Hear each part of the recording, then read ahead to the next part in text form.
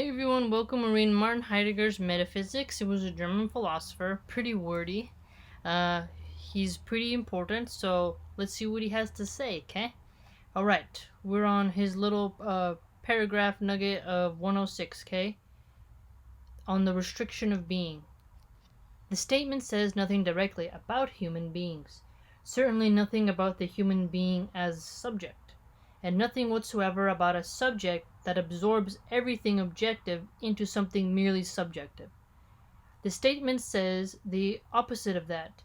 Being holds sway, but because it holds sway, and insofar as it holds sway and appears, apprehending also necessarily happens along with appearance. Okay, so being holds sway.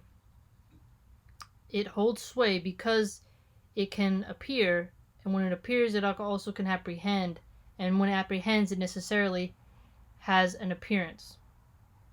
But if human beings have a part in the happening of this appearance and apprehending, then they must themselves be, they must belong to being. Interesting. But then the essence and the manner of being human can be determined only on the basis of the essence of being. Alright. So, being a human is determined by the essence of being, and that is determined by manner. Furthermore, if appearing belongs to being, as physis, then the human, as a being, must belong to this appearing. Okay, yes, I follow. And since being human amid beings as a whole manifestly constitutes our own distinctive way of being, the distinctiveness of human being grows from its own way of belonging to being as the appearing that holds sway. So, appearing belongs to being as physis. The human being belongs to the appearing, and that is a manifestation that constitutes our own distinctive way of being, and the distinctiveness that comes with being a human grows from being itself, and that being itself as the appearing, which then holds sway. But now, insofar as apprehending belongs to such appearing, the apprehending that takes in what shows itself, one may presume that it is precisely the basis for determining the essence of human being, of being human.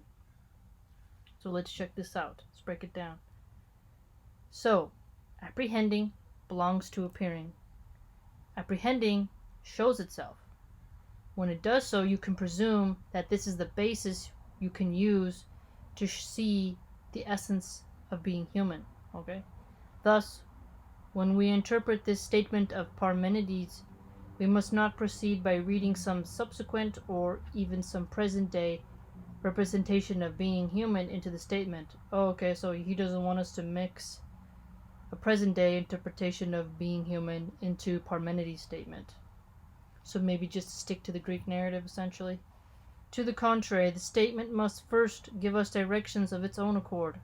So if you want to see the statement, which is what does being human represent, and its subsequent interpretations, you have to look at its own accord.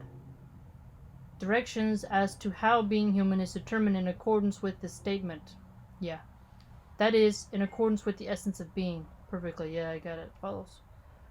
Who the human being is, according to the word of Heraclitus. Okay, let's see who this checks out, what he says. First comes forth, ediex shows itself. Okay, so this is a word, Greek, I think. Edeixe, you can annotate that in your book. Shows itself in the polemos, in the disjunction of gods and human beings, in the happening of the eruption of being itself. The eruption of being itself. What an interesting way to phrase that. Who the human being is for philosophy, the answer to this problem is not inscribed somewhere in heaven. That's strange, since he contended... Wait, for Parmenides, okay. I was gonna say, because he said specifically that... Remember he went on that little nugget about the Greeks and Jesus being logos and such. For a minute there, I was a little bit wondering if he was contradicting himself. Okay, so the answer to this problem is not inscribed somewhere in heaven. Instead, he's going to give us 3 nuggets here. 1. The determination of the essence of the human being is never an answer, but essentially a question. That sounds weird, because if you determine something, you've gotten an answer. That sounds kind of weird. 2. The asking of this question and its decision are historical, not just in general, but as the essence of history. So if you ask a question about that, then you're examining the essence of history, and not just the general overlook of it. The question of who the human being is must always be posed in an essential connection with the question of how it stands with being. Okay, so if we're going to ask who the human being is, we have to pose an essential question, and that essential question and connection has to relate somehow to how being stands. Okay. The question of the human being is not an anthropological question. Ooh, what is it then? But a historically metaphysical question. Anthropologists are going to be like, what are you saying? Don't say that. The question cannot be asked adequately within the domain of traditional metaphysics, which essentially remains physics. Oh no. That's a pretty tight one to say, but... Therefore, we may not misinterpret what is called nous and noen in Parmenides' statement according to some concept of the human being that we have brought with us, but instead we must learn to experience the fact that the being of the human first determines itself on the basis of the happening of the essential belonging together of being and apprehending. Oh, alright, so.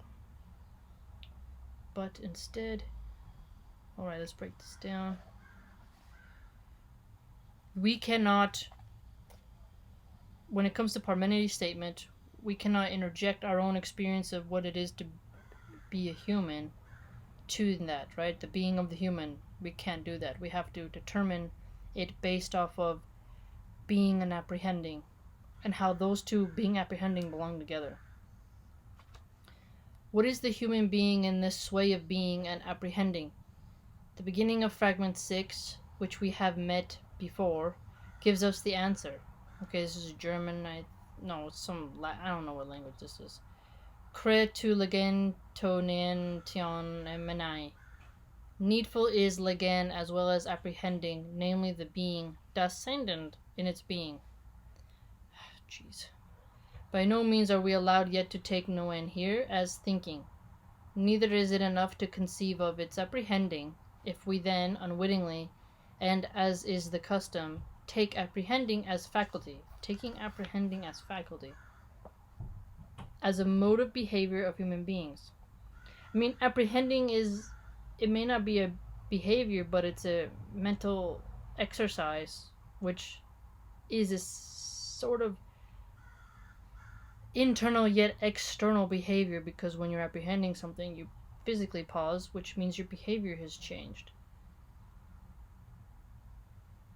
Behavior related into temperament. And character. So, let's see what he means. Whom we represent to ourselves according to an empty and pale biology and psychology or epistemology. This happens even if we do not explicitly invoke such representations. Apprehending and what Parmenides' statement says about it is not a faculty of human being, who is otherwise already defined. So, wait a minute. So Parmenides, he's contending that the faculty of human beings is already defined. And that apprehending faculty is not something that just psychology, epistemology, and biology can solve. An interesting assertion. Instead, apprehending is a happening. So I get it. Happening as in always in motion. It doesn't just stand still. Because it has the ing which means movement, apprehended, which means it already happened, but he's using ing, which is ing. Gessenchen, in which humanity itself happens, and in which humanity itself thus first enters history. Okay, I see where he's going now. Okay, so humanity is a happening, right? And history is a happening. Okay, and being is a happening as it first appears, and then that's how itself comes to being. All right. He leads us down these roads, but if we eventually we follow. What do you think, Pam? Deep and wordy, but nerdy.